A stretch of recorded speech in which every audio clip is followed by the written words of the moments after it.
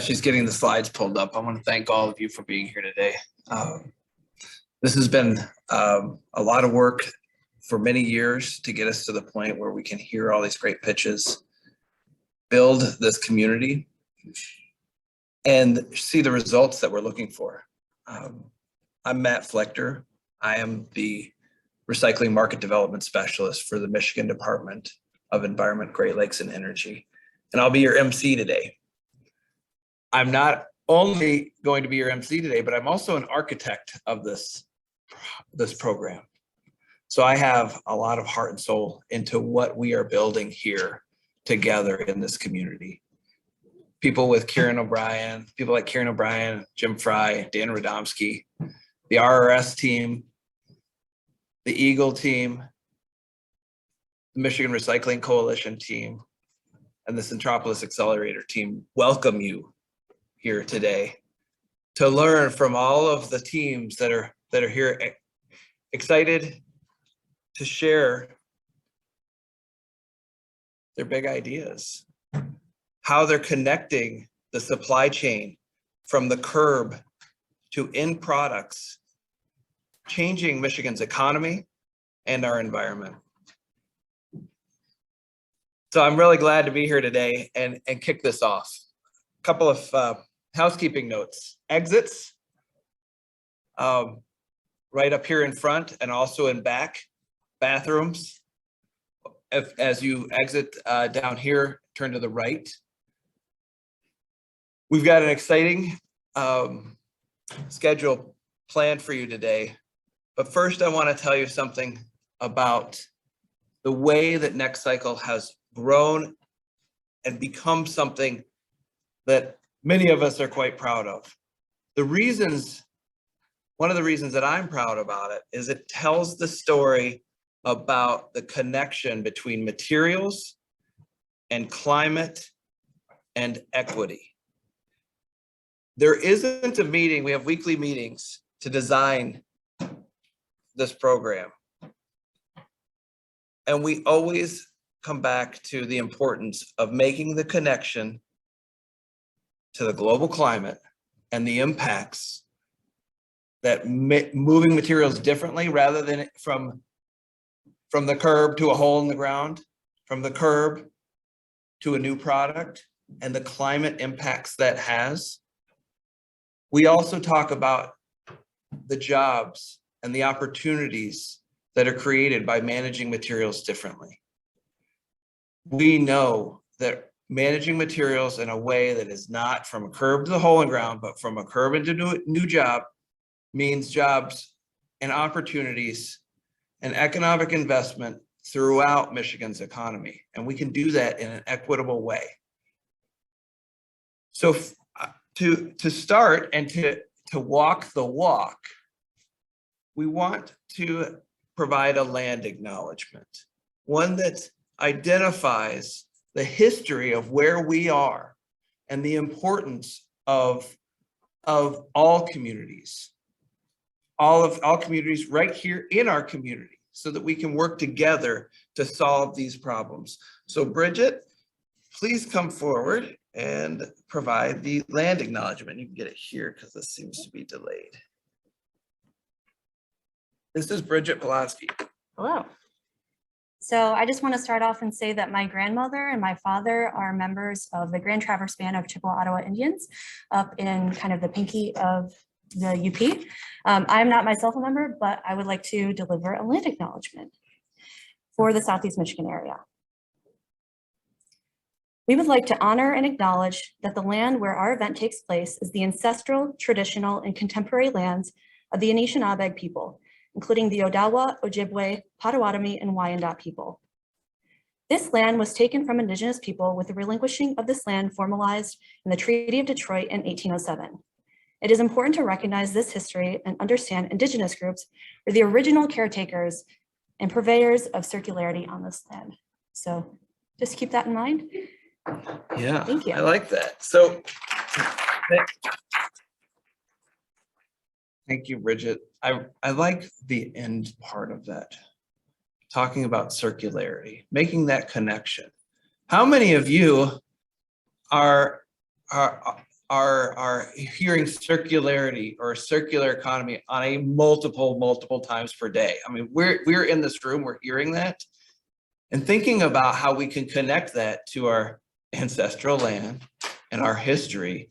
Circularity has been around for a long time, and we're telling these stories. And I suspect that we're going to hear a lot of those connecting stories today through the pitches. I'm going to be listening for that, because seeing those connections through the supply chain and through our community and through the stories of climate and equity and jobs, that's what this is all about. And so I'm excited to keep moving if our slides were up there. So the agenda today, thanks Kira. There we go, there it is. So real quick, running through the agenda, we have the showcase that will be the foods, liquids, and organic waste. We'll have a lunch and keynote from Closed Loop Partners, Jennifer Louie. We'll then move to the pitch competition and have the award ceremony. So let me give you a little bit of background about NextCycle Michigan and why we created it and what it is. NextCycle Michigan has 6 innovation challenges. Data is a guiding principle for us. We know that if we do not collect the data and do gap analysis to figure out what's missing, then we won't be able to fill those gaps. So we're spending a lot of time identifying where the gaps are and how we can fill them. We make connections in climate, as we've already talked about. And a major tenet of NextCycle Michigan are those public-private partnerships, building that equitable impact and growing those economic advantages. Thank you. The 6 tracks are foods, liquids, and organic waste, intergovernment initiatives and public-private partnerships. Micros, those are $10,000 grants to the small project with big ideas. The recycling innovation technology, recycling supply chain, and roads. We know that in Michigan, we can't just grow the recycling economy on the backs of state government. I worked for EGLE, the Department of Environment, Great Lakes, and Energy. We know that we need partnerships, and there's so many opportunities for investment, but we also know that we can move money into the system and find those partnerships to leverage those state dollars to amplify that investment to get us to that $1 billion investment that's in the gap analysis to get to our 45% recycling rate. We have 6 tracks. We have 218 applications submitted, 92 teams selected, and 780 organizations have been engaged. We have touched every part of the supply chain. We've got a lot of energy growing Michigan. And the thing that makes me really excited is hearing the stories from other states saying, how do we do that? How do we do that here? And so that tells me that the word is getting out and we are able to make those connections to the supply chain that are then connecting into other states as well. 120 active partners, 73 partner projects. We have 327,000 committed and $97 million in investments tracked so far. Today, we're going to walk through the awards for the teams. $16,000 for the pitch award pool, $5,000 in technical support from Centropolis Accelerator. You're all going to get to vote on for a $500 pitch favorite. There's going to be an $8,000 showcase award pool, $500 and a $500 showcase favorite. So get ready. You'll get to be involved in this as well. So first, I'm going to bring up Bryce, and we're going to he's going to kick off the pitch competition here. I'm sorry, the showcase. So the showcase is our teams from foods, liquids, and organic waste. These are the organics teams, and they're going to showcase their projects for you today. Bryce, take it away. All right, thanks so much, Matt, for the great introduction. And thanks again to all of you for being here and for those of you online as well. So when we talk about the flows showcase, which we're doing right now, and again, flows represents food, liquids, and organic waste systems. We are really centered on this challenge statement. So, really basically teams are challenged to improve Michigan's organic waste reduction, recovery, or processing systems. What you see here is a map of the teams that are involved you're going to be hearing about today. And so, before I want to kind of get into this, I want to give a little context. So we started this journey last June, really, where these teams, among with, several others, applied to get into this cohort.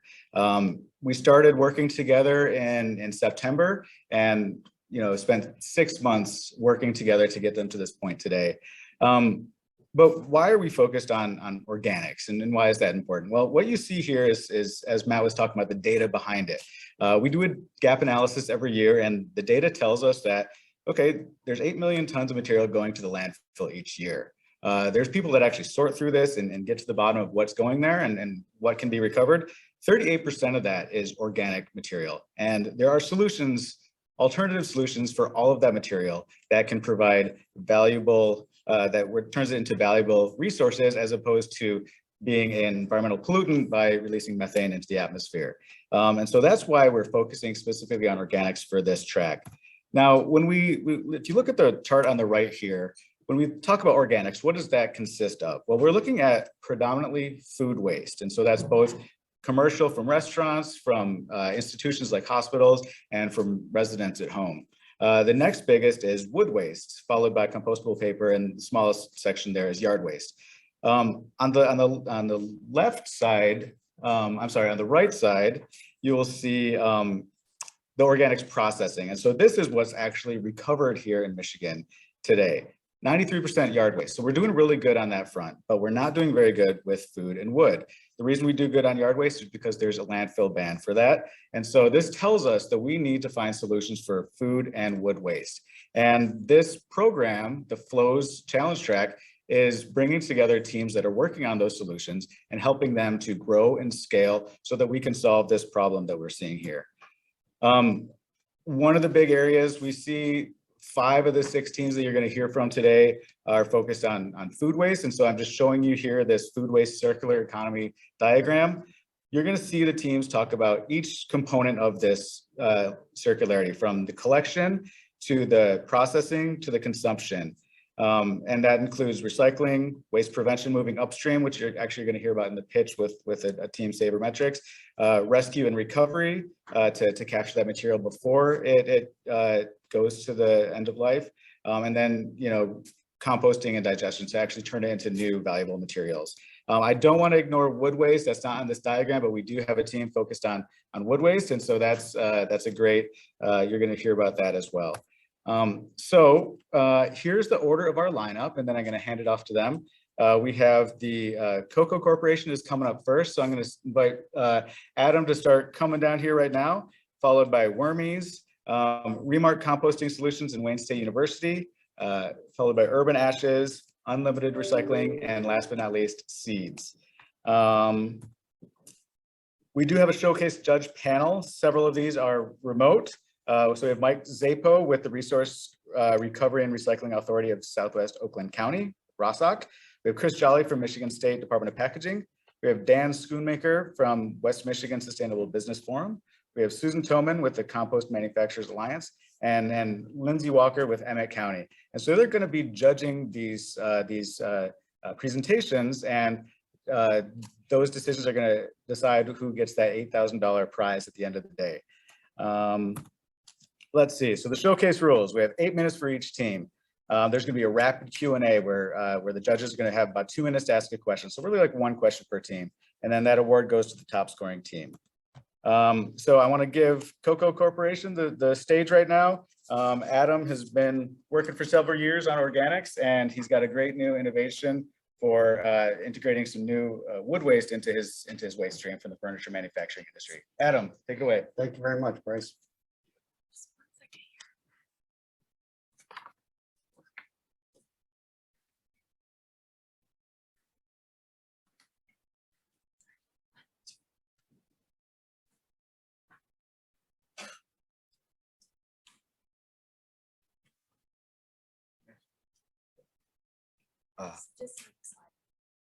Where do you do that?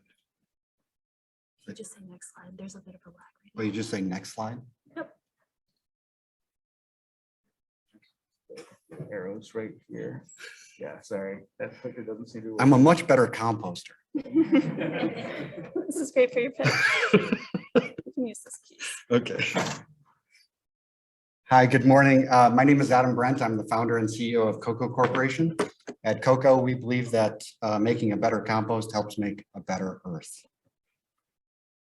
Sadly, agriculture is the largest source of water pollution, as well as a major source of greenhouse gas emissions.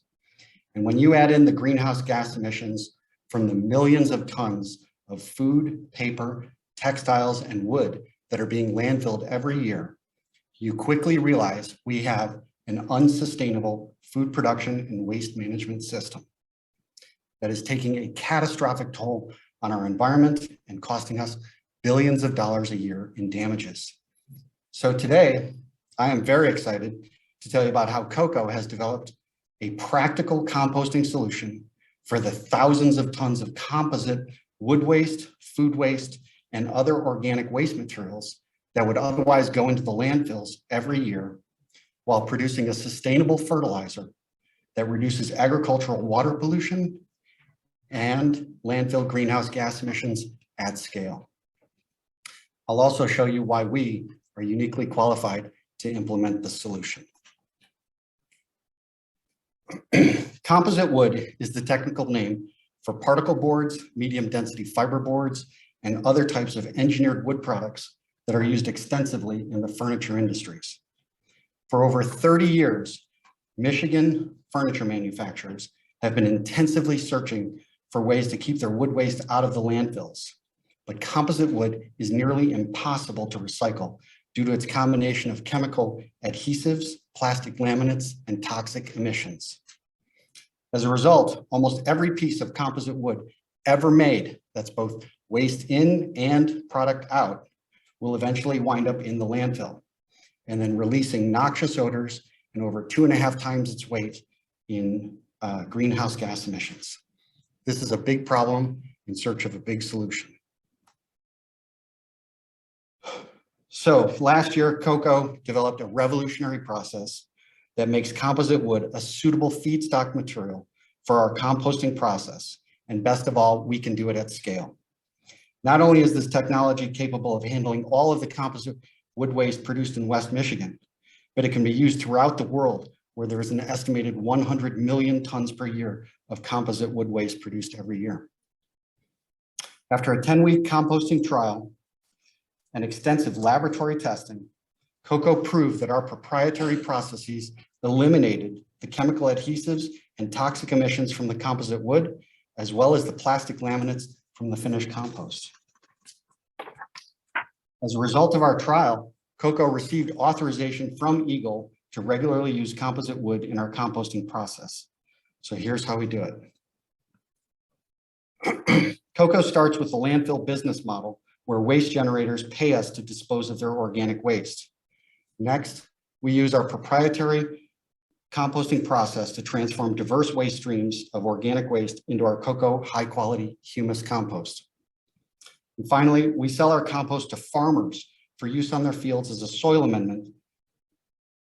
Cocoa's composting system is extremely flexible, it operates year-round, and it generates over 70% gross operating margins. Not only does Cocoa's composting solution close the agriculture waste management loop, but it generates significant benefits for everything. Communities benefit from extending the life of their landfills while reducing their odors and greenhouse gas emissions. Businesses benefit because they realize their zero waste commitments, and farmers benefit because they're using a sustainable soil amendment that has been proven to increase their crop yields while at the same time lowering their nutrient runoff and greenhouse gas emissions. So after raising $1 million seed round to develop our 10-acre composting site in Holland, Michigan, Cocoa has been pioneering new markets, developing cutting-edge composting technology, performing real-world testing of our processes and products while increasing our business year over year. In addition, we have successfully run composting trials on challenging organic waste streams, such as recycled paper sludge and composite wood waste.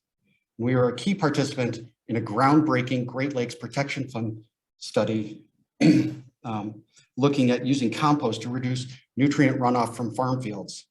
And we have been finalists in major business competitions such as the Sustainable Brands Global Innovation Open and the NextCycle Michigan Innovation Challenge. In 2008, I closed my independent bookstores in Chicago due to the recession and the knowledge that there was simply no way I could compete with Amazon. So while I was exploring composting as my next business opportunity, I spoke with the operations manager of a toilet paper manufacturing facility that had been continuously operating since 1918. He assured me that his company will continue to flourish because people need to eat. Well, if people are eating, there's going to be a lot more paper sludge fibers that are left over from the recycling industry that need to be composted. Plus, people will produce more food waste. And of course, this is what made me really happy. Composting cannot be done on the internet. So long story short, I took an internship with Amish Mennonite farmers to learn how to make high quality humus compost. And then I used my degrees in chemistry and business to found CoCo. CoCo is the only registered composting operation in West Michigan that accepts food waste. So we primarily compete with landfills. Although CoCo is one of the largest food waste composters in Michigan, there's a long way to go before we make a meaningful dent in the 1 million tons of organic waste going into West Michigan landfills every year. So if we can begin scaling up and removing 30,000 tons per year of composite wood and 70,000 tons of other types of organic waste materials like food and paper, then we're going to begin taking a giant leap in the right direction. A recent US Composting Council survey reported that only 10% of all the compost that's made in the United States is sold into agriculture. This is woefully inadequate. So why don't compost operations sell their compost to farmers when there are over 250 million acres of farmland available for application? And basically, it's because ordinary compost costs too much to apply. So when I started CoCo, I knew the only way to penetrate the agriculture market was to produce a superior compost that would give grain farmers a positive return on their investment when they apply it, and it's working. We have grown both our farmer base and total sales from 700 tons in 2016 to over 5,000 tons last year, which means that CoCo now accounts for 1% of all the compost sold in America. In our proof of scale model, we estimate that a 30-acre site processing up to 100,000 tons would produce approximately $8 million a year in revenue and EBITDA of over $4 million. Sorry. Right now, CoCo is raising a $3 million convertible note that we're offering an 8% interest rate and a 20% discount to our next funding round. We've already closed $750,000, and we plan to use the funds to develop a new 30-acre site capable of composting the wood waste materials that I've mentioned. Thank you very much for your attention. I appreciate it, and I'd be happy to answer any questions.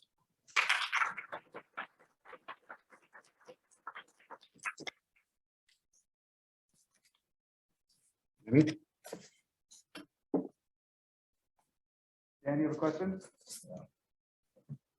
Yeah, this question for you.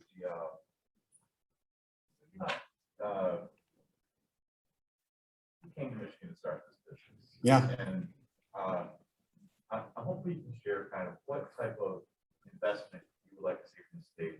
Like this as an agricultural use, and the type of industry you're applying for, you could be located in Iowa or Illinois just as easily as Michigan. Correct. And I'm wondering if you could share kind of what would an organization like yours be looking for from the state to be able to stay and invest in Michigan and grow your business here? That's wonderful. So Michigan is probably one of the best states to set up a composting facility from the state perspective. If you look at the state laws in Indiana, Illinois, and Iowa, they require a $10 million closure bond to be put in place before you can even start composting. So they have additional hurdles. Illinois didn't even allow food waste to be composted up until a few years ago. So they're very restrictive in terms of the types of materials that you could take in those other states. Indiana was very similar to that.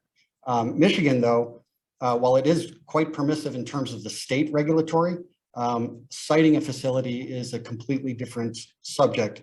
And that's one where the state could in fact pass some sort of an ordinance or law that counties would have to set aside a certain number of acres that would be available for a compost operation. Because local zoning, there are no local zoning ordinances on the books for composting. And so you have to go and ask for a special use permit. And then the community turns up and you don't get your permit. So while the state is cooperative, the local level is not. Thanks so much, Adam. And I see there's other questions, but we do have to keep moving, so I'll give other judges a chance for questioning other teams. So Adam, Absolutely. thanks Thank you again. very much. Round of applause, please. I'm not gonna hand it over to Luis with Wormies. He's in West Michigan as well, have a completely different business model, really focused on premium compost made using worms, a vermicompost operation. So I'll hand it over to Luis now.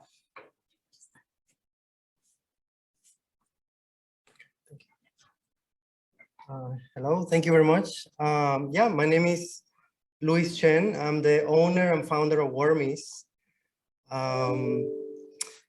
Several years ago, I was an accountant. Now I'm a worm farmer. So how did this happen? I was cooking dinner one night for my family of 3. It was baked potato night. I was peeling those potato peels. I was about to throw them in the garbage can. And it hit me, right? I was like, came to this realization. You know, nature doesn't waste. In nature, everything is cycle, everything is exchange. Plants grow, they drop their leaves, they drop their fruits, their seeds, not only for survival, but also to exchange nutrients, you know? So I said, this going to the landfill is not gonna be turned into healthy soil. So I said, I need to change my habits. So I started Wormies in 2018 with this, I don't know, it was like this urge to change things. So I started Wormies in 2018. You see that little car over there in the bottom that says Wormies? That's my wife's car. I was using that car to collect 5-gallon buckets of food waste from my neighbors. I was able to fit 12 buckets in that car. In a week, I had 10 routes. I was able to service 120 people. Nowadays, with the help of my wife and so many other people, I've been able to grow to 450 members in our collection service. And we have diverted over 600 tons of food waste from landfills. So Wormies is a circular economy business, right? So we collect food waste from commercial customers, farms, stables, and from residents as part of a CSA program. So we give back a portion of the finished product. So we bring all that material to our farm, and it goes through different stages. First, hot composting. Second stage, vermicomposting with worms. And finally, harvesting of the finished product. So the finished product is what we call vermicompost. It's nothing else than the poop of the worm. And so that's what we sell. And we also use this vermicompost to make soil mixes. Let's say a soil mix for seeding, a soil mix for indoor use, outdoor use. So there is a line of soil mixes. And we also sell liquid form of compost. So, so we have a very detailed monitor process with the focus on biodiversity of the product, a premium finished product. So one of the main focuses is on the intake of the material. So we make sure that it's free from contaminants. We need to make sure that it's free from plastics, free from metal, glass, persistent herbicides, and pesticides. So our finished product, the vermicompost, contains a higher percentage of what we call worm manure, worm castings, worm poop. So in comparison to conventional compost. So what does this mean? This means the research have shown that there is a beneficial microbiology in this little bowl of poop. So what does that mean again? Growth hormones, protective enzymes, and nutrients that are unique to the worms called action. That's why worms are so important. So then, what's I gonna say? Yeah, so not only that, but more on the microbiology.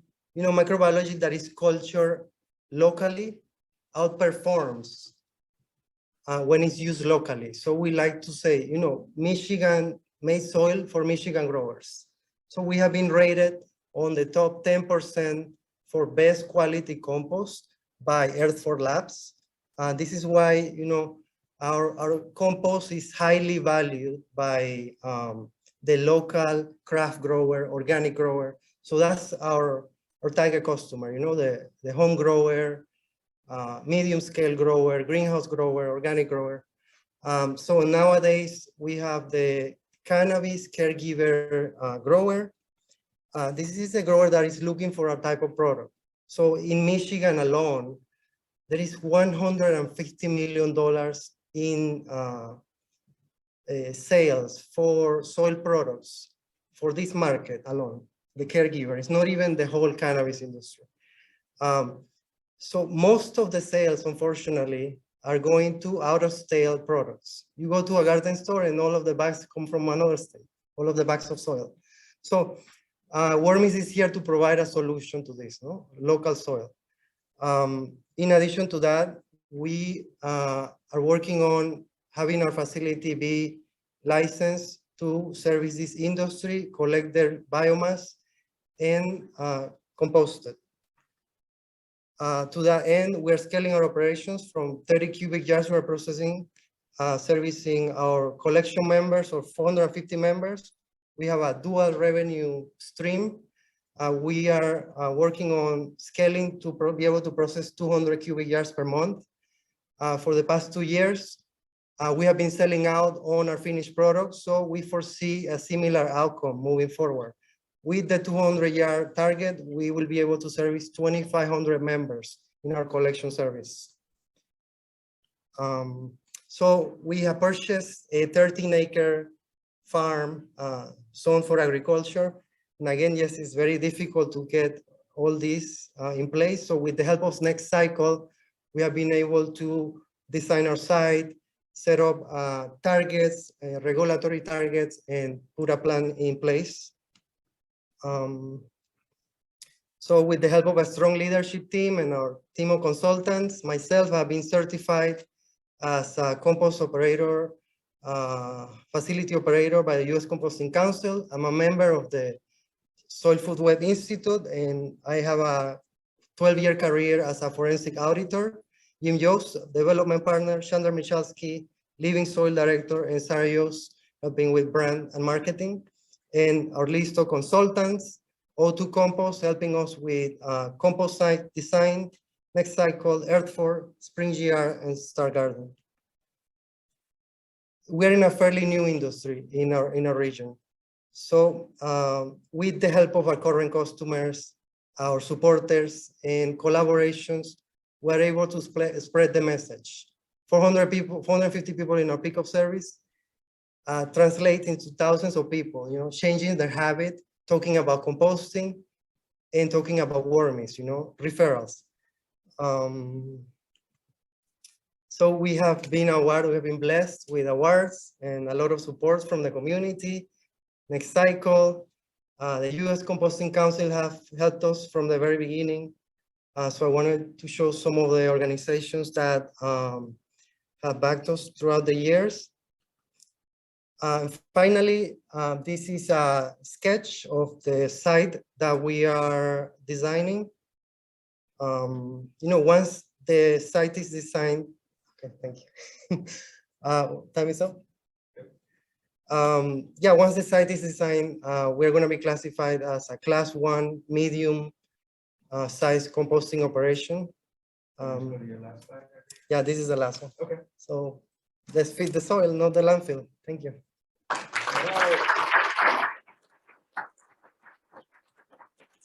Thank you so much, Louise. We have time for one question from the judges.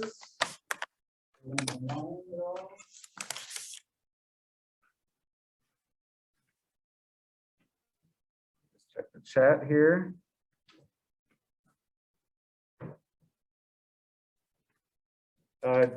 Dan or Lindsay, any questions for Louise?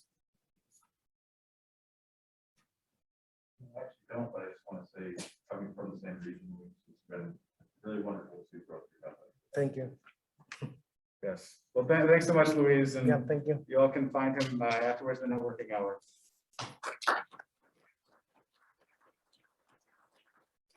Okay, next up, I want to introduce Renee Wallace and Grace Maves with Remark Composting Solutions in Wayne State University.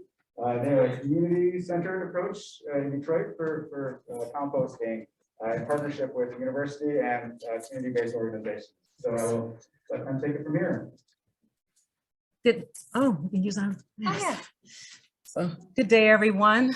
We are Remark Composting Solutions in Wayne State University, and we have formed a partnership. And today we'd like to talk with you about how that partnership formed. Like many good relationships that end in marriage, ours started out with a meeting, with a connection around a commitment of something we wanted to do together, and has evolved to the partnership that we're going to describe to you today. So I'm Renee V. Wallace, and my partner, Mark Covington. We are solutionarians. We basically come together using our expertise. I've been a systems and process consultant providing solutions across the US for the last 30 years. Mark is a community leader and owns a urban farm and a resource center on Detroit's east side. And we come together to actually provide solutions to folks in Detroit. And we've been involved in the compost industry for a while, so we've been recognized and trained in that industry. I'd like to introduce you to Grace Mays, who is one of our partners from Wayne State. Thanks, Renee. So Wayne State University, located in the heart of Detroit, is one of only 6 universities in the US to receive the highest Carnegie Foundation's ratings for both research and community engagement. And the Office of Campus Sustainability contributes to those successes through applied research-based solutions and community integrated initiatives that really focus on fostering a circular economy. And this work is led up by the director, Daryl Pearson, and myself, the project manager.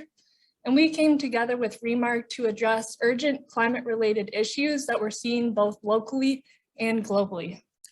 So the problems that brought us together as we look at in Detroit, the management of land along with the severity that's happening related to climate change is disproportionately affecting the quality of life in Detroit. It's affecting our land, it's affecting us by the floods and well as heat. So there's also a gap in Detroit, the ability to process all of the materials that we're generating. So we don't have the capacity presently to do it. So this is our solution. We collectively divert compostable waste away from landfills, which are massive greenhouse gas emitters. We've heard this from several presenters. And instead we produce soil-based solutions that strengthen the local climate resilience, address the health and wellness of our neighbors, and do so through an equitable approach to a circular economy. And so our customers in Detroit are all a part of the city system. So the compost we're going to develop, the socks and blankets, as well as feeding our urban chickens, come out of the food system space, the water systems, and the land. So the majority of the inputs are going to come right out of the folks that are currently doing all this amazing food systems work, and the product being used by the farmers to improve our soil. With the water issues, we have a lot of folks doing green infrastructure projects to manage the stormwater. And on the land side, we're developing new spaces, and we're cultivating old spaces for new works. So we have customers who can use the product that we're going to develop. And how are we going to do that? We are really hyper-focused, hyper-local focused in the solution that we're designing. So Wayne State is our first customer and partner. So the first operation will be on their site, and we'll have a closed loop operation for them.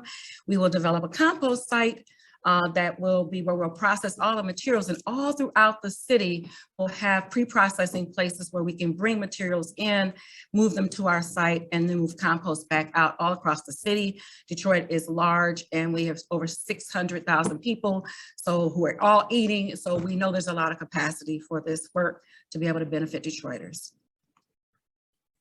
And so today the invitation to you is to hear our story and to see where you can have impact in your investments. So here's why we said yes. We engaged key stakeholders at Wayne State and continue to do so on the city and state level as well. And we secured support from the President's Environmental Committee, the Faculty Senate and Student Senate at Wayne State. And then we took the next steps to begin our the pilot operations side of things. So in this pilot operations, we diverted over 11,000 pounds of food and yard waste to date. And this really allowed us to work out a process to understand how to scale up from there. And the customer partner agreement, as Renee said, we're customers and we're partners here. Helped us create a sustainable path for moving forward. And so Remark commits to transforming Wayne State's food and yard waste into a resource, and Wayne State agrees to purchase that finished compost back so that we can use it for infrastructure projects like Renee mentioned on the campus. So there's a lot of people involved in making this work, and we've taken a very integrated approach. So you've heard a little bit about our team and our customers. We collaborate with folks in our community who are working to reduce food waste, as well as other folks who might normally be considered competitors, but are also servicing Detroit and developing relationships with them so that we can meet the need in Detroit, as well as funders and investors. And what does that look like? Mark and I have already cultivated some startup resources in the form of cash and time, and we're presently looking with Wayne State to determine exactly how much compost they're going to need in this first year of investment. And where you come in is as we walk through these stages, the first invitation is helping bring up the site at Wayne State, where we'll do some research up front to do that, as well as the Learning Center. And then the big ribbon cutting in 2023, when we offer the compost operation in Detroit. And for us, it all comes down to composting is love. It's all about love for the planet, love for the people, and a loving way of doing this work. So we take these materials that have been waste, turn them into resources, and our life is sustained. So we want to thank you for listening, and we'd like to hear your questions and your thoughts.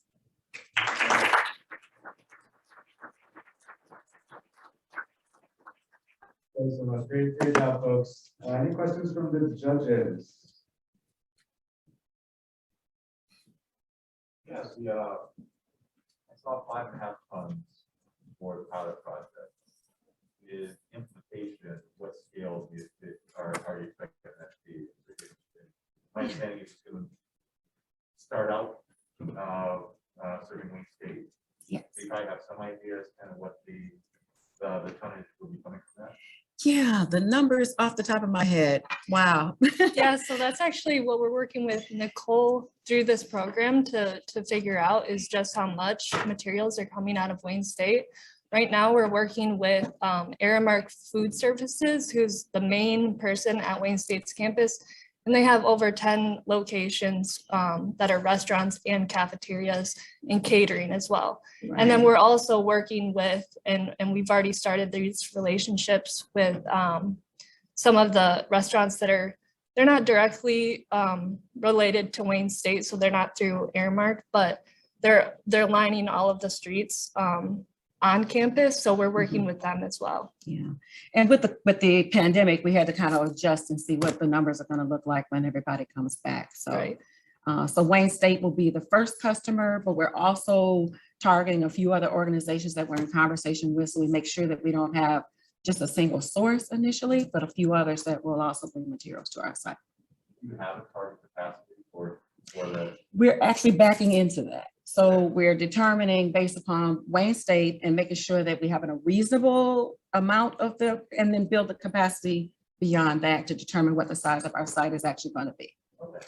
So we're working from the end and coming back. We need to talk closer to the mic, I think. Yeah, I think the question wasn't heard. So the question was the target scale. that they're focusing So, on. yeah, I it's think gonna you're be gonna at the large scale. When you look at where Eagle's sites are small, medium, and large, it will be at the large end primarily because it's over 10% of food waste that we're going to do. But in terms of the size, it's probably gonna be more size in the medium range. That's basically looking at the capacity of Wayne State right now. But again, we don't wanna have one single customer carrying too much of the part of our capacity. So we're looking at what that's gonna be and then determine what the size should actually be. And clarification, so that Dan, can you just talk a little closer to the mic? Yeah, you bet. That $500,000. Oh, so that particular fund was, so there's a lot of research because we're a startup. So many others are already in this business. We're a startup. So there's marketing and feasibility research and site plans and all those kinds of things that we're working on now, business planning, all of that. So a good portion of that is for that pre kind of work. And then there's roughly about $200,000 or so of that, getting that first site at Wayne State up. We have to actually develop the land and the site for it, as well as the initial equipment that's gonna go there and the things that they have to do construction wise, at their site. All right, well, thanks so much. Thank you. Next up, we have Urban Ashes. I invite Paul Kickman up to the mic. Paul is a veteran of the urban wood supply chain and has developed an impressive model for capturing value from this material that's often underutilized. So hands over to you, Paul.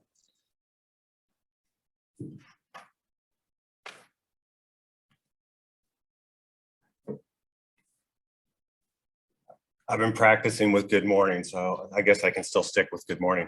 Good morning, everybody. My name is Paul Hickman. I am the founder and CEO of Urban Ashes. I'm here to talk to you guys today about cities and what their capacity is to actually positively impact the climate crisis we have, as well as positively impact social equity.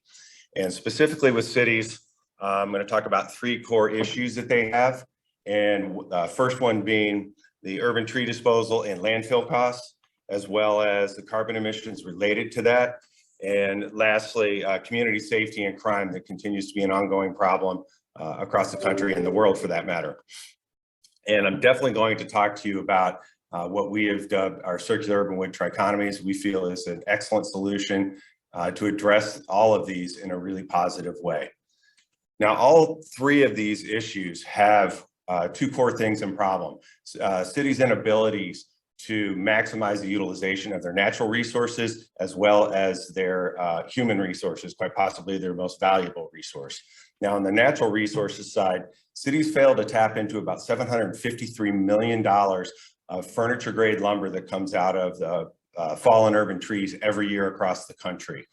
All the while their tipping fees continue to go up in their landfills, and that ultimately releases about 111.5 million metric tons of CO2 equivalent emissions. So it's not a good business as usual situation right now.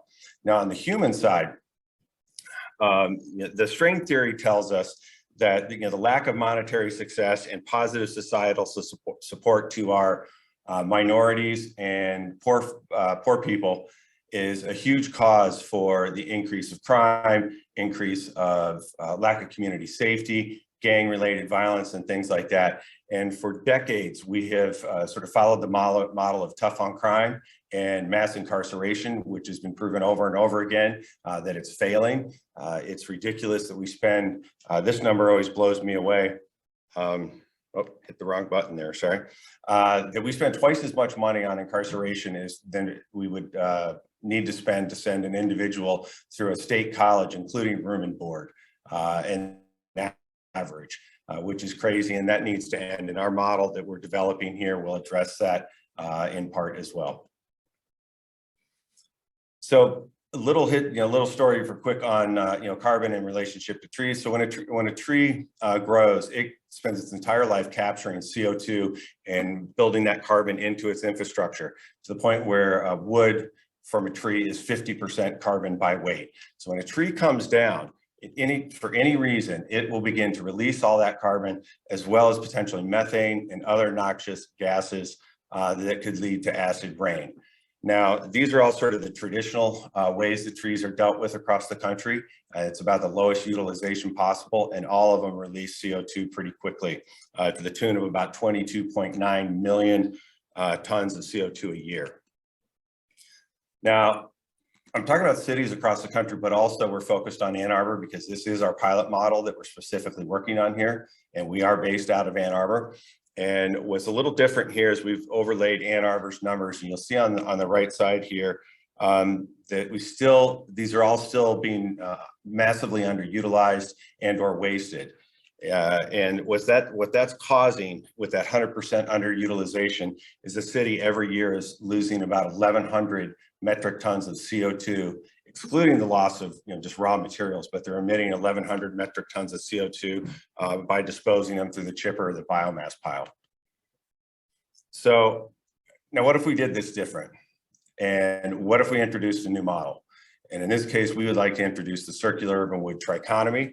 And with this model, what happens after a tree comes down, you'll see on the right side here, that we're able to capture about 64% of the logs and turn those into durable wood goods and keep those out into the system. And then in addition, looking at the repurposing with new technology, you can come talk to me about this later, this little dark brown chunk of wood here. Atoms is a benefit to you. You're talking about all the toxic elements and the composite. This has no toxic elements, except that it's solid walnut. So that's a whole other little beast. But bringing those together, you're looking at only 11% now going into the chipper. And the overall benefit, bringing 64 to 89% is kept into the system with at least 700, capturing about 700 metric tons or more from that 1,100 that was lost before. Now, on the environmental emissions side, the current baseline is pretty bad due to everything going into the waste stream. Introduce the cut model, we decrease what's going into the waste stream, so the baseline is automatically lowered. You do have some new emissions with processing, but they're actually relatively small when you start to compare the sequestered carbon that you capture in the end for these long durable wood goods. And so overall, you see the cut model emissions are substantially lower. Then on the economic benefits side, again, you start with a poor baseline. Introducing the cut model, that baseline goes up into the positive due to, again, the lack of tipping fees and costs going into the landfill for the materials. And then you'll see a huge swing in productivity and new jobs, new revenue, and new economic activity. Particularly in our case, what we're focused on is providing startup businesses and career opportunities for our returning citizens and youth that have had contact with the juvenile justice system. So again, the cut model benefits go up in this case, substantially over the business as usual. So who is the Urban Ashes team? It's now made up of a core of two folks, myself and my business partner and wife, Marcy. We bring over 25 years experience in the urban wood utilization industry, as well as 25 years in IT and project management and systems-based management, as well as 13 years of working with our formerly incarcerated and youth. Now, we also partner with two incredible institutions. One we're in right now with the University of Michigan that you'll see here for the last year, an Urban Institute team that's been working with us. Excuse me. I knew I was going to get a dry mouth today.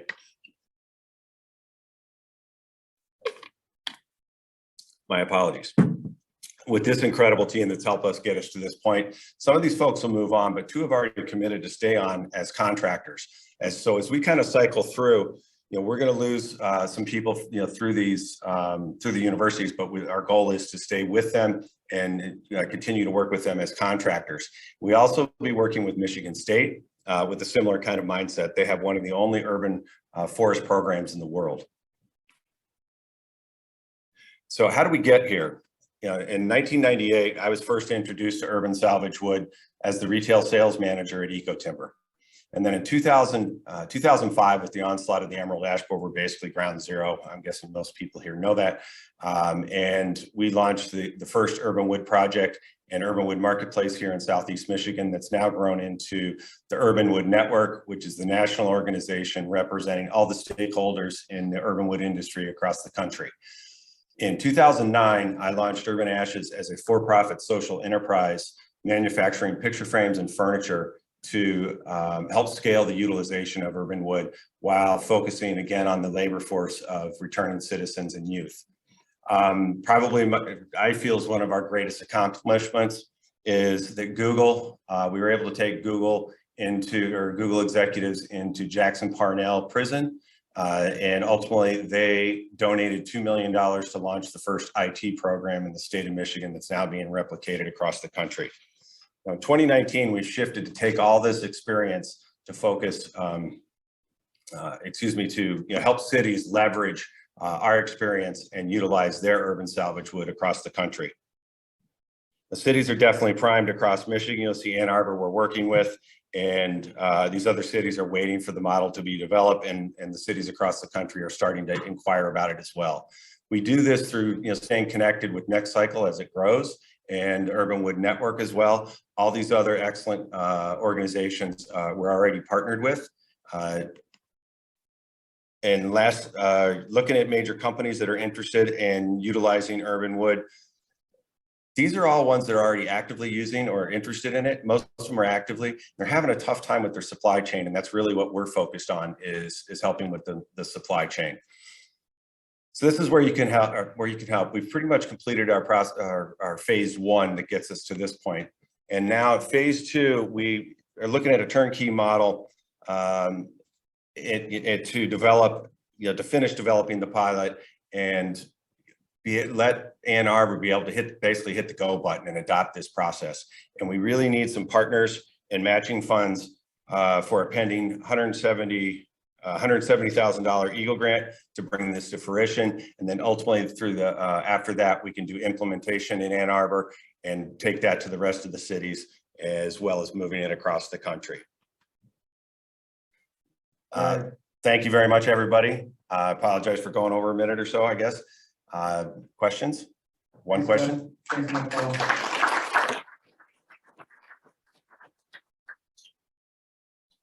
Any questions for the judges? I do have a question, if I may. Can you define for myself and others what tri-economy is? Absolutely. Trichotomy is simply based that the concept of having a circular economy based around businesses that are triple bottom line. So bringing a network of businesses that are not just your traditional businesses, but a focus of having multiple businesses that are, ideally their core model is triple bottom line. So we wanted to come up with a relatively simple term to represent that. So it's not just your standard circular economy, it's a circular economy built on triple bottom line businesses. Yep. Okay, thanks so much, Paul. Thank you. Invite Recycling with Maria and Max. Yes. And they have been doing recycling for a very long time. They're part of recycled materials and are now putting the organics team. So we've been helping them roll out that product, that service line to their customers. And all of this we have Sam and some of you is going to be giving you cues on the time. Stand right here.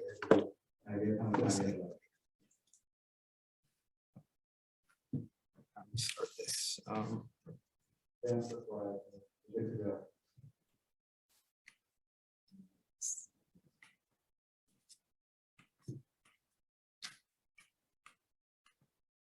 I'll do this first.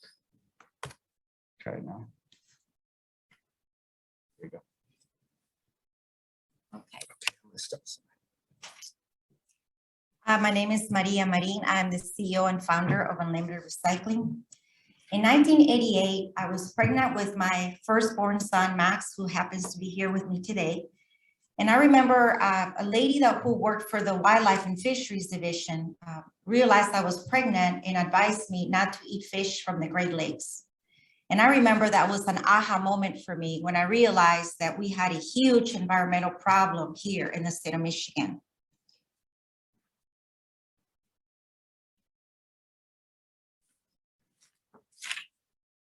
Many businesses are not properly disposing of their material.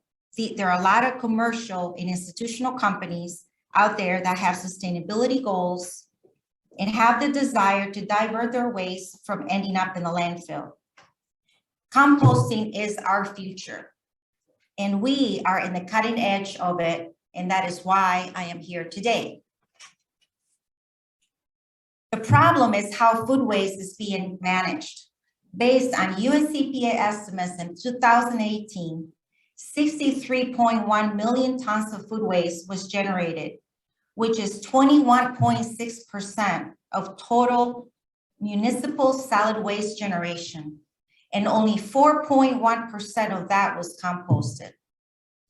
In Michigan alone, the largest portion of material going to the landfill is organics, estimated at 45%, and we have been working to correct this huge problem by diverting this organic material from the landfill. Our solution is that we provide training, education, and collection containers. The customer places the material in the carts. We transport it to the composting farm and track the report data for the customer. We rent and lease equipment, including roll-off dumpsters, carts, compactors, and balers for the collection of the waste and recycling material. We currently have 10 trucks that vary from roll-offs, box trucks, rubber wheels, and trailers, to name a few. We make it easy for our customers to implement our recycling program, to manage their waste streams and reach their sustainability goals by performing the collection and transportation of their material to the composting farm and recycling facilities. We are a minority woman-owned company certified through the Michigan Department of Transportation and Wayne County Airport Authority. In 2008, we received a $2.5 million contract with the U.S. Army Command Center and received excellent rating for our service and standard to which we still perform. Much like that, we do for Selfridge Air National Guard, the McNamara, and the IRS building in downtown Detroit. For composting, we service Google, LinkedIn, Cranbrook, Aptiv, Delphi, Automotive, and Rivian, to name a few. We have a total waste management with Android and Advances, in which we manage 11 plants nationwide. We have a lead disposal management contract with Walbridge for the construction of the Gordie Howe Bridge, which is the U.S. Port of Entry, which is the largest project in North America. And the goal is to divert over 95% of the material that is generated at the construction site. This is how our compost collection recycling program works. The customer places the organic material into a 64-gallon rolling cart lined with a compostable bag. Our driver picks up the material and transports it to a local compost farm. The farm turns the material to make nutrient-rich topsoil, and within 6 months to a year, it is sold to landscaping companies and consumers. According to Eagle composting data in 2020, food waste was recovered in Michigan was only 1%. In the state of Michigan, the recovery goal is 45%. And I know we have the potential to reach it. By diverting food waste in southeastern Michigan, we can tap into a $28 million market. Our competition doesn't even come close to unlimited recycling. We have a distinct advantage over the competition, as we offer roll-off dumpsters, carts, training, education, and recycling reports, as well as outstanding service. We have been consistently growing in the last 5 years. From 2020 to 21, our sales increased by $1 million, even through COVID, which, with a strong marketing initiative, we are projecting to reach at least $1 million in composting by 2026. These are the industries we have identified as best potential customers, being that they are the largest generators of organic material and compostable material as well. Our plan is to create awareness by activating our marketing push to add this service to existing and new customers. We need to purchase a rear loader truck, start with one, but more is needed as we grow.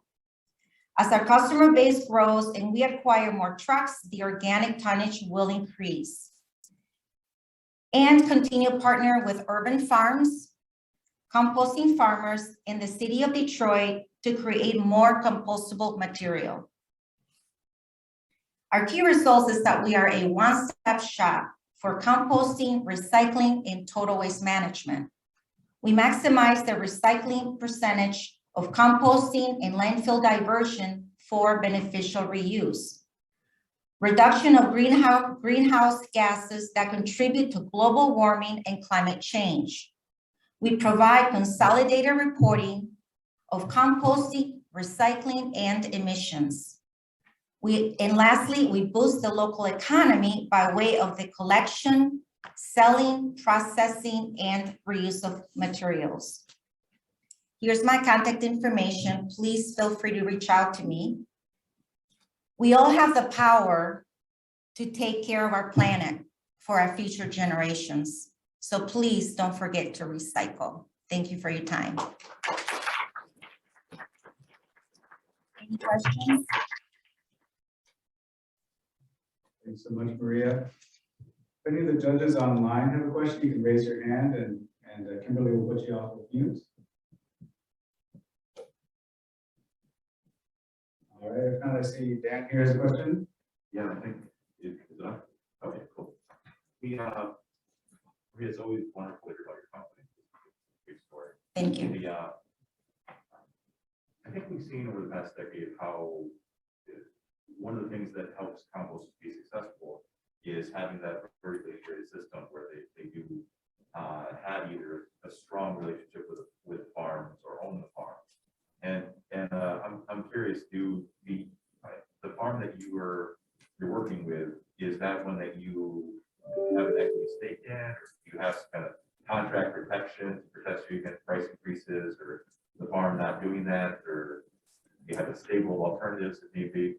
We only have 2 farms locally that we can take material to. So that's what we're working with Remark. In the future, hopefully we'll be able to take material locally.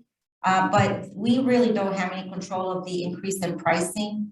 We are a collector, so we have to pick up material and find the best solutions to make sure that it's being recycled. And one of the things that we do is that we audit those facilities to make sure that they're in compliance with state and local regulation. You're welcome.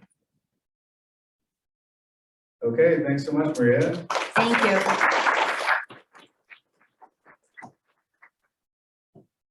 Next, I'm going to introduce Seeds from Northern Michigan, Sarna Salzman and Andrew Dale. They're going to talk about a systemic regional approach to organic waste up in the Northwest Michigan. Take it away. Good afternoon, everyone. My name is Andy Gale from Bay Area Recycling for Charities. And I am Sarna, the founding executive director of Seeds Ecology and Education Centers. And we are here to pitch to allies who are interested in reversing global warming, equitable business models, and the production of rich soils. We have a couple goals today, and that really one is to help you get to know how we're tackling this truly existential challenge in the Northwest corner of Michigan. And we hope that at least a couple of you experts and investors get curious about what we're doing and perhaps even fired up. We want to talk about waste equals food, the immutable equation of the universe. We're all just garbage from exploded stars. And in this case, we're talking about literally turning food waste back into more food. So, of course, everyone here knows what food waste and yard waste and wood waste, that's our organic materials that come from our homes and from our businesses. So it is one of the fastest, it's one of the largest components of solid waste. And the state of Michigan has a goal of 45% diversion from the landfill. And so for us to do that up in our little neck of the woods, we're looking for a diversion rate of 33%. On average. And this is a sticky problem. Organics are the #1 contaminant of otherwise valuable recyclables. They're heavy and expensive to move around. They stink up when they get to the landfill and release methane, a potent greenhouse gas emission. And relatedly, agriculture, the system of agriculture currently is really petroleum reliant. Ironically, we could solve both of these problems with one solution. So luckily for every problem, we do have a solution. By moving that organic waste away from our recyclables and from our waste stream, we're able to produce a cleaner recyclable material, a larger quantity of recyclable material. When it comes to the weight of food waste, we want to keep things more local and try to have facilities that are closer towards the cities and the towns that we live in. Methane, we just want to get rid of that altogether. It's 22 times worse than carbon dioxide as a greenhouse gas. And we want to be able to reduce, reuse, and recycle it into carbon neutral soil. And when it comes to pouring motor oil on our fields, we want to get rid of that too. We want to replace and go old school and go back to the way we used to do it, which is letting that food waste become that organic material that goes back into our soils. Clearly not easy. This is a complex systemic problem. Nobody's in charge and can just fix it with a wave of a wand. This is going to take time. It's going to take partnership. And not only do we need to identify the levers of transformation, we need to know which levers we actually have agency over. So transforming our complex system, if you know Sarna, she loves a good formula. So we've got D times V times F has to be greater than R, where D is our dissatisfaction with our current system. V is our vision of what we want to do. Here in this room, everyone has a vision of what we want to do with our organic waste. First next steps, those three multiplied together has to be greater than the resistance that we're up against. So what we see here through culture and education in our pentagram, it's a circular economy. We see these things of being levers. We want to pull on these levers and create these relationships. And in doing so, we're able to take those cause and effect levers. For instance, people in Northwest Michigan with backyards can divert 2,000 tons of food waste with just the right proper training. Going through erosion and stormwater control in Grand Traverse County alone could achieve even greater than the 45% that the state is looking for. We can achieve up to 55%. Of organics diversion. Okay, so who are the two of us standing here and why are we here today? We are two nonprofit organizations. We have been embedded in the greater Grand Traverse and the state area for close to 4 decades collectively. SEEDS is a systems change agent. We're expert trainers and we are demonstration and boutique scale innovators. BARC, they collect, they haul, they process, and they're ready to scale. Both of us are demonstrating, especially in Northwest Michigan, what is possible. And we want to share with you the rest of this presentation is what those specific next steps are so that you have enough identification of that so you feel like the value proposition is greater than the resistance. So what we've been doing so far is we've been collecting data using the services of RRS. We have been able to find out all of the folks, not all of them, there's probably more that we found, up in our region that are players in the composting concepts. And so those all become dots on the map, just as all of you are dots in your own regions. We are collecting that information and figuring out who we can collaborate and partner with. And if you look on the bottom, you can see that those dots by themselves are just that. We need to start to connect those dots with a hub and spoke.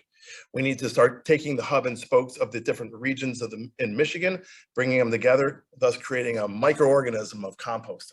So that's the system scale change that we're working on. Individually as organizations, we're scaling our own implementation, building out a compost training facility. Hopefully Eagle will help with that soon. Increasing the number of community drop-offs and community engagement opportunities, expanding processing, pre-processing, innovating around that hauling and processing challenges.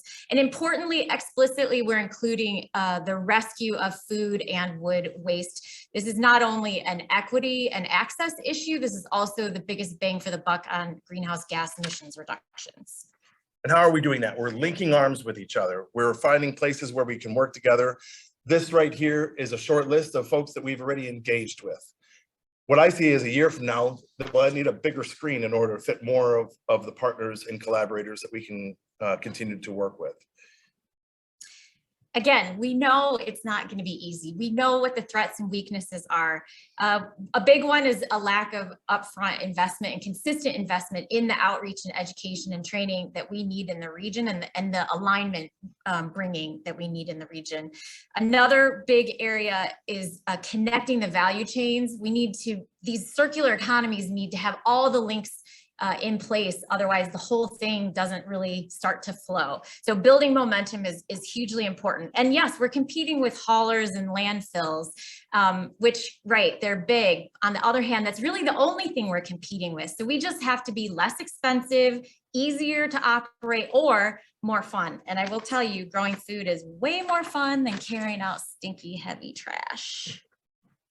So the ecosystem of transformation, again, is going back and pulling on those levers and finding those partnerships. And in that process, we're able to tackle the questions of logistics, revenue generation, and innovation of product markets. Currently, Bay Area Recycling for Charities is really good at the services of hauling, tipping, and processing. Seeds here does a great job with the curating and sharing of knowledge and networks. There's other players and other organizations that we're able to work with to do that. Both Sarah and I argued that we wanted to both be part of the innovating. You gotta go back one more. You got to finish your slide. All right, that's what I'm doing. Okay, so collectively in a 10-county region in Northwest Michigan, probably $30 million from what we know now based on the research we've done to tackle a 10-county initiative effort and reach that 33% diversion goal that would meet the state goal. That's 20 jobs, that's 15,000, 16,000 metric tons of CO2 equivalents. Tomorrow, what we need $2 million so that we have that 5-year window of runway of consistent effort at movement building, alignment building, connecting with Detroit, connecting with Saginaw, connecting with the Upper Peninsula, so that all of this keeps flowing upwards. It's going to take a village to make it happen. Our time is up. Or if someone here wants to write a check for $30 million today, we were happy to take that and put it in the bank and we can get started on it.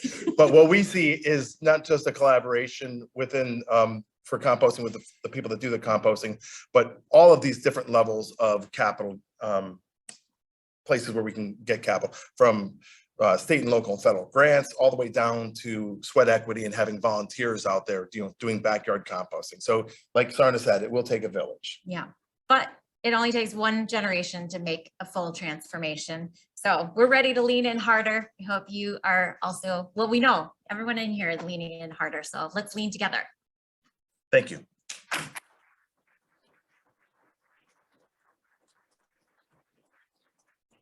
Thanks, team. That was great. I'm going to give the virtual judges one chance to chip in. If you just raise your hand, we can get you unmuted. Not. And back to the judges on the table. One and a half big fan, I always love seeing these organizations. There's always, and I'm kind of in the space as well, there's a lot of pressure on leaders to bring together. I don't think people give enough credit to how hard that is to be successful. You talked a lot about job growth. In your last couple of slides, you showed what that actually looks like. And I want to say, this looks like you're about $1 million a job. Is that kind of an accurate understanding? And have you kind of considered like multipliers? And because it's not the best message there. Fair enough. So a lot of our data is really based on the market development study that we have just completed with RRS. And so this slice of jobs, I think you're right. We could present this differently and better because we are talking about a systemic change. And these jobs are really just one slice, like the operators of those big aerated static piles. There's not a lot of jobs there, although a lot of product moves through. But folks like Wormies, for example, coming up to Northwest Michigan and opening up another franchise location, that job is not really included in this number. So you're right. It's really just a slice. And then the ancillary. And again, it's difficult to get everything into this 8 minutes, which I do appreciate everyone that has done such a great job. But yeah, so $1 million per job, but we see this being a process that is over a 10-year period. So that would bring it back down to about $100,000 per job. Okay. And again, this was a solid, like a waste material flows study versus an economic impact study. That also deserves to be done. And then you start talking about the agricultural transformation that happens when you're delivering organic material soil amendments and replacing the petroleum products. Now you're really talking about greenhouse gas emissions, because these are really not that impressive in terms of emissions reduction numbers to me. The really impressive returns are when you're replacing petroleum in the ag sector. All right, well, thanks so much. Thank you. And that was the last of the closed teams that's going to present today. So how about another round of applause for everyone?